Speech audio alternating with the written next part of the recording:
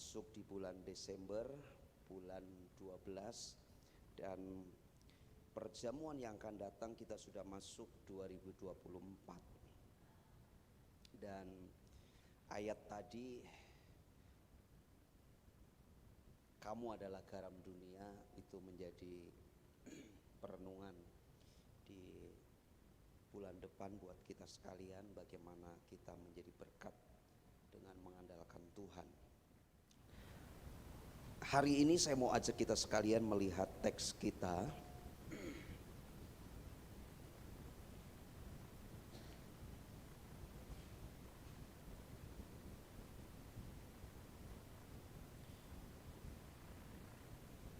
Mungkin bisa dibantu dari situ. Ya, dia itu Allah. Kita akan coba lihat Roma pasal yang ke-11. Roma pasal 11 ayat 36, demikian bunyi firman Tuhan. Iya, ini kayaknya pointernya. Atau belum dipasang ya mungkin kemarin. Udah. Kayaknya lepas tuh dari situ. Sebab segala sesuatu adalah dari Dia dan oleh Dia dan kepada Dia, bagi Dialah kemuliaan sampai selama-lamanya. Bapak Ibu Saudara, kalau kita melihat Roma pasal yang ke-11, khususnya perikop terakhir ini di pasal 11, Anda akan temukan bagaimana Paulus sedang berdiskusi, berbicara penyelamatan umat Israel. Ada sebuah perenungan bahwa orang Israel atau umat Allah pada waktu itu menolak Kristus. Tetapi Tuhan tidak bisa menyangkali dirinya. Israel itu umat pilihan Tuhan. Sekalipun menolak Allah, dalam hal ini menolak Yesus, Allah tetap tidak bisa merubah pilihannya, disebut oleh firman Tuhan karena pilihan kepada nenek moyang, yaitu Abraham. Abraham, keluarlah dari tanah di mana kau tinggal ke negeri yang akan kutunjukkan. Kamu akan kubuat menjadi bangsa yang besar. Kamu akan menjadi berkat bagi banyak bangsa. Kemudian turunlah Ishak. Kemudian turunlah Yakub, Esau, dan Yakub melahirkan 12 suku. Tuhan tidak bisa menggeser pilihannya, ketetapannya, menetapkan pilihan umat Allah yaitu Israel. Tapi dalam sisi yang lain, orang Israel pada waktu itu menolak Yesus. Dan ini yang menjadi perenungan buat kita sekalian, ayat 33. Oh, alangkah dalamnya kekayaan hikmat dan pengetahuan Allah. Sungguh tak terselidiki keputusan-keputusannya. Dan sungguh tak terselami jalan-jalannya. Kalau saudara nanti baca ayat 34. Sebab siapakah yang mengetahui pikiran Tuhan? Atau siapakah yang pernah menjadi penasehatnya? Ayat 35. Atau siapakah yang pernah memberikan sesuatu kepadanya sehingga ia harus menggantikannya? Kemudian disimpulkan ayat 36. Sebab segala sesuatu dari Dia dan oleh Dia dan kepada Dia, bagi Dialah kemuliaan sampai selama-lamanya. Saudara, kita belajar dari kalimat yang saya beri warna kuning itu. Sebab segala sesuatu dari Dia. Ada dua hal penting. Yang pertama yang perlu menjadi perenungan buat kita. Segala sesuatu dari Tuhan. Biarlah ini kita pahami, kita mengerti bahwa dasar utama itu Tuhan. Dasar utama itu Allah sendiri. Apapun yang terjadi dalam hidupmu, konteks ayat ini bicara keselamatan Israel yang menolak Kristus. Kemudian kasih karunia itu beralih kepada bangsa-bangsa. Kalau semuanya itu terjadi, mungkin ada banyak orang bertanya, kok bisa begitu skenarionya, kok bisa begitu ceritanya. Apapun pertanyaan yang muncul, segala sesuatu harus diletakkan pada dasar yang benar, yaitu Tuhan sendiri. Perhatikan kalimat ini Bapak Ibu Saudara. Dia Tuhan, dasar segalanya. Anda dan saya harus menempatkan Tuhan sebagai dasar atau alasan atau yang disebut segala sesuatu. Anda nggak bisa berkata bahwa aku selamat karena kebaikanku. Aku selamat dipilih karena memang orang tuaku Kristen. Oh, saya ke gereja karena memang disuruh-suruh oleh papa mama.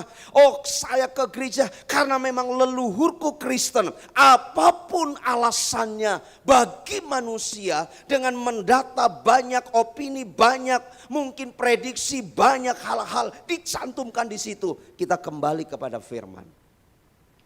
Anda diselamatkan itu karena Tuhan sendiri yang memilih Anda dan saya. Amin. Bukan karena Anda mungkin lebih baik dari orang lain, bukan.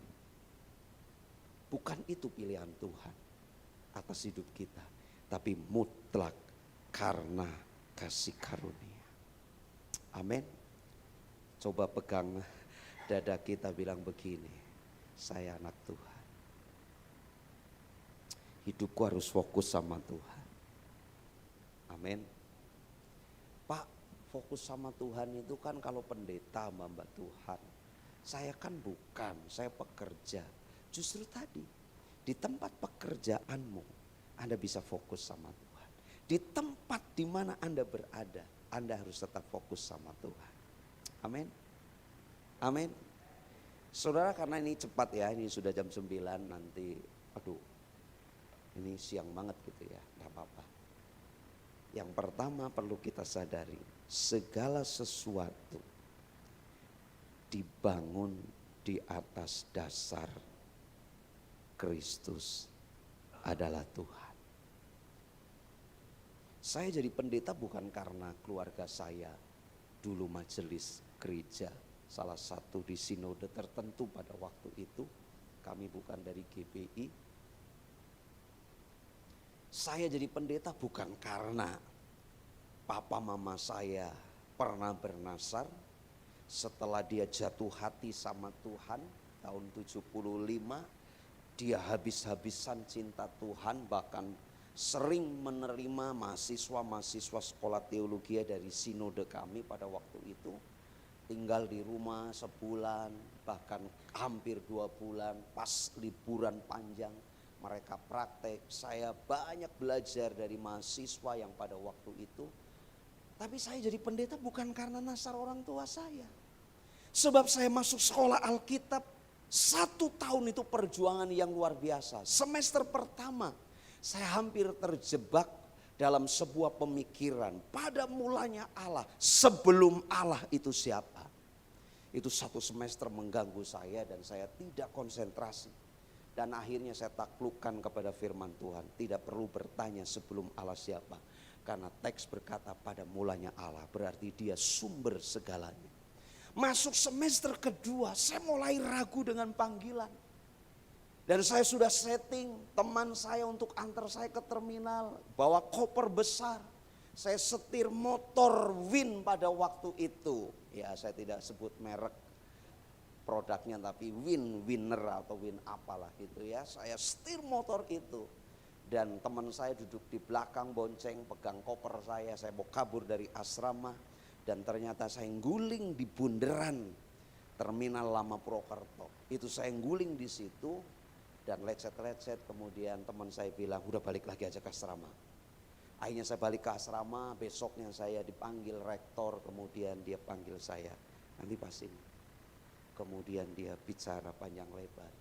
Di bulan Agustus, di semester baru itu saya duduk ikut ospek adik tingkat.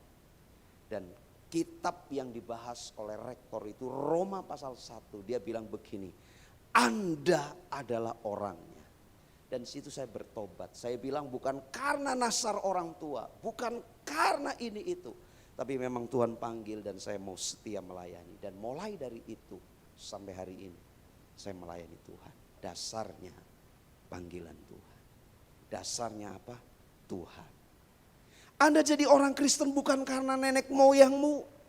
Mungkin kalau Anda lihat garis ke atas, mungkin papa mama, mungkin emak engkong, mungkin kongso, mbah buyut dan seterusnya belum kenal Tuhan Yesus. Tapi kenapa Anda kenal Yesus? Dengan berbagai cara yang unik Anda dibawa ketemu Tuhan Yesus. Saya mau bilang, itu karya Tuhan yang luar biasa. Dan di atas segala sesuatu, opini apapun, kita harus letakkan, kalau aku bertobat, kalau aku dapatkan anugerah Tuhan, itu karena Tuhan. Yang kedua Bapak Ibu Saudara, cepat ya hari ini pulang kasih. Ini saya terkecoh ya, biasanya kalau dibalik itu jadi mikir, ini dalam segitu. Oke, yang kedua, segala sesuatu dari Dia itu bicara apa sih? Semua dari Dia. Anda kaya hari ini bukan karena usaha Anda. Memang secara fisik Anda bekerja. Memang secara fisik Anda berusaha. Kalau Anda mungkin sudah lulus kuliah, punya gelar secara fisik, memang Anda studi, memang Anda kuliah, memang Anda ada di bangku sekolah dari kecil. Tetapi lebih dari semuanya itu, dari Tuhan. Amin. Ada banyak orang kaya gak bisa menikmati kekayaannya. Hampir tiap bulan harus ke dokter dan rentengan obatnya banyak banget. Ini kalau kelebihan gula harus minum ini. Nanti kalau kebanyakan daging ini minum obat penurun tensi. Oh ini kalau ini kolesterol harus diminum obatnya. Oh ini itu, oh ini asam urat. Jadi ada orang yang secara finansial diberkati tapi berkat obatnya juga banyak. Begitu mau makan, aduh ini harus makan ini. Tapi kalau Anda sampai hari ini ada, itu semua karena Tuhan.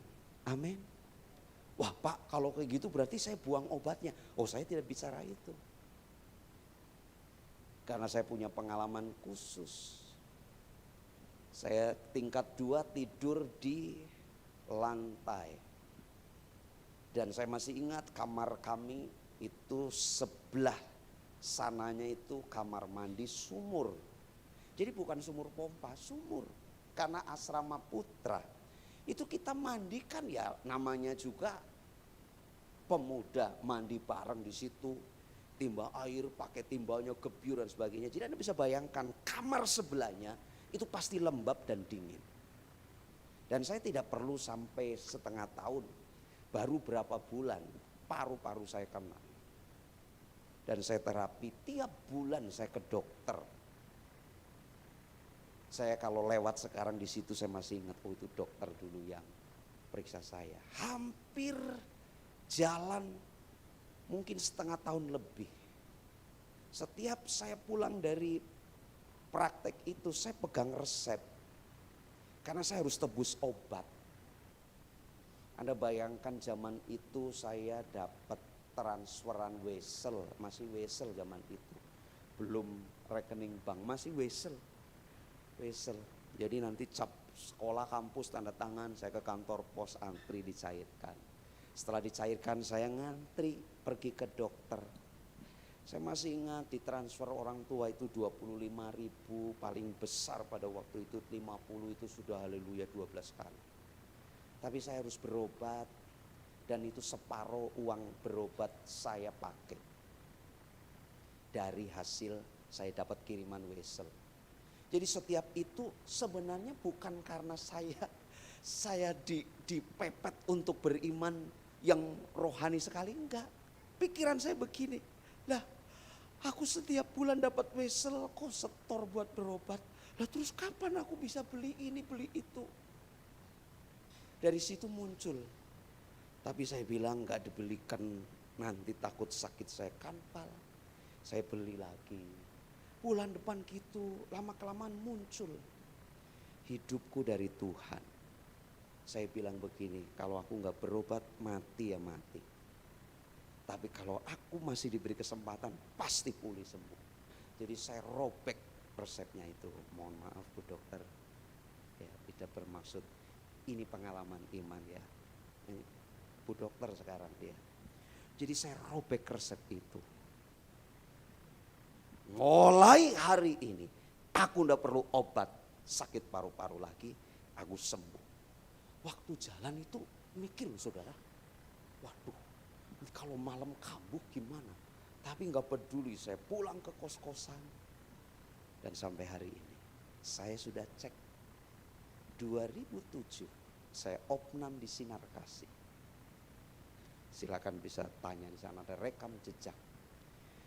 Dicari trombosit saya drop tapi DB min, tidak plus DB. Dokter bingung. Hasil lab itu saya tanya, dok sudah boleh pulang? Sudah Pak. Trombosit sudah naik tapi DB bukan. Nah, terus apa? Belum diketahui. Aduh, belum diketahui ya. Saya pikir ini yang dokter ahli di situ belum mengetahui. Saya kemudian bilang begini, oke dok, dulu saya pernah divonis paru-paru basah. Saya minta di rongsen dan dicek. Akhirnya di rongsen dan paru-paru saya bersih. Tidak ada indikasi apa. Tuhan pulihkan. Itu 2007. Saya sakit-sakitan. Itu 93, 94. Saya modal nekat. Dari 93, 94 sampai 2007 saya gak pernah cek paru-paru saya. Tapi gara-gara opnam di rumah sakit saya bilang sekalian supaya apa? Include murah gitu kan. Kalau sendiri-sendiri kan mahal pikir saya. Udah sekalian aja dan bersih. Tuhan pulihkan. Saudara, kalau kita hidup hari ini, semua kita harus sadar itu berkat dari Tuhan. Amin. Tapi ini pengalaman, terus jangan dipraktekin. Yang lagi terapi dokter, ini aku dengar firman Tuhan pagi hari. Semua resep-resep aku sobek-sobek. Hei, begitu disobek-sobek, tapi Tuhan gak bicara khusus ke Anda. Nanti jadi salah. Ini gak boleh dimetodekan. Ini khusus. Amin. Amin. Saya perlu dokter. Saya ketika operasi juga dokter yang tangani. Gak mungkin saya bilang begini, dokter, saya punya Tuhan di atas segalanya dan dia tabib di atas segala tabib. Tuhan suruh saya operasi sendiri. Saya gak berani begitu saudara. Saya cari dokter operasi. Saya operasi amandel. Saya operasi waktu itu 2011 saya sempat mondok di rumah sakit juga operasi. Saya operasi, artinya apa? Saya perlu dokter. Tapi ada hal-hal tertentu yang Tuhan berikan sesuatu. Saya imani dan saya melangkah melampaui pikiran saya. Dan kalau kita mengacu kepada segala sesuatu dari Dia, itu bicara Tuhan sumber segalanya. Apa yang ada pada Anda itu berasal dari Dia. Bicara kesehatan, bicara materi, bicara anak-anak juga, itu dari Tuhan. Saya punya pengalaman anak yang kedua itu keguguran. Sampai istri saya ditanya Lena, betul Mi? Cicinya Cici Alin keguguran. Dia bingung jawabnya. Dan dia selalu lempar ke saya, Pi tolong jelaskan. Saya jadi karena sedikit mengarang cerita. Sampai saya dibilang sama anak saya yang paling kecil, Papi bohong. Mana ada adiknya cicinya Cici. Di foto nggak pernah ada. Lah ya jangan kan foto, aku aja nggak lihat bentuknya karena memang keguguran. Tapi kok mami nggak cerita? Aduh, bingung saya cerita. Karena ini beda episode gitu ya. Beda episode maksudnya. Jadi bingung saya ceritanya. Tapi saya belajar di sini. Kalau bukan dari Tuhan, kita nggak bisa melewati sampai hari ini. Anda ada sampai hari ini, itu karena kemurahan Tuhan. Saya mau nyanyi lagu itu cuman nggak tahu ya. Ku ada sampai hari ini, semua karena kebaikanmu. Ya istri saya lebih jago nyanyi lagu ini. Iya, lupa saya.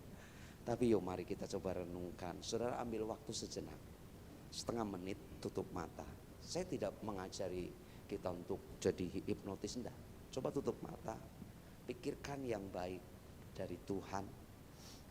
Renungkan sepanjang hidup ini, Anda sampai hari ini saya percaya Tuhan sudah banyak lakukan perkara-perkara yang besar. Amin.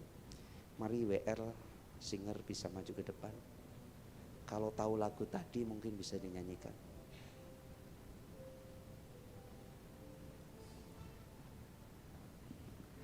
Coba lihat sebelah Anda. Ini kemarin minggu saya buat begitu kan. Sekarang kasih senyum yang di depan Anda. Bilang begini, ya Pak Haris mau senyum ke sini nggak apa-apa. Bilang begini, aku ada sampai hari ini itu karena Tuhan. Dari Dia segala sesuatu, oleh Dia dan bagi Dia, bagi Tuhan kemuliaan sampai selama-lamanya. Amin. Nek wong Jawa bilang itu dipandeng. Nek mandeng itu cuma nggak kayak gini toh, tapi dilihat. Nah gitu loh ya. Ya nggak apa-apa kan ini bojoku ya. Tapi kalau sama para singer saya bisa dilempar sepatu dari situ. Saya lihat istri saya dipandeng. Coba pandeng. Teman-teman samping kanan kiri yang mungkin datang sendiri kan ada teman di situ. Coba lihat. Bilang begini, aku ada hari ini semua karena kebaikan Tuhan. Gak usah takut. Amin.